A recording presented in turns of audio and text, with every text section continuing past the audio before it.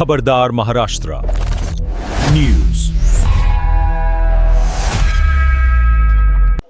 नाही, आता मला तर वाटतं की खरातांचा कुठेतरी काहीतरी एन्काउंटर करतील, कारण का खूप नावं येणार आहेत ज्याच्याशी ते जुडले आहेत आणि आता जे सत्ताधारी आहेत, मिनिस्टर्स आहेत, त्यांना घेऊन पण ही नावं येणार आहेत। एकीकडे आपण महिला आरक्षणाचा विषय आणि तिथे महिलांचं शोषण होत असेल तर मग खरंच काय तुम्ही कोणत्या पद्धतीत आरक्षण वर होतं, पण ते खालपर्यंत जर तुमचे विचारच महिलांच्या विरोधात असतील तर तुम्ही आरक्षण कसं लागू करणार? प्रतिभा चाकणकर, ज्या रुपाली चाकणकर यांच्या बहीण आहेत, त्या असं म्हणतात की आमच्या नावे फेक अकाउंट काढलेलं आहे, आम्हाला त्याची कसली कल्पना नाही। पुरावे तर मिळालेत आता, तर मला त्याच्याबद्दल काही टिप्पणी. गोंदू अशोक खरातची जमीन अनेक ठिकाणी सोलापूर जिल्ह्यात सुद्धा जवळपास 50 एकराच्या आसपास जमीन मिळते आणि ही नेमकी या जे काही मार्ग जात आहेत, महामार्ग, तिथेच ही जमीन जाते। म्हणजे कुठेतरी सरकारमधले लोक त्याला 100% यांची मिलीभगत आहे आणि अजूनही मला असं वाटतं काही त्यांना पुरावे बाहेर येणार आहेत, पण मी तुम्हाला सांगते त्याआधी त्यांचं काहीतरी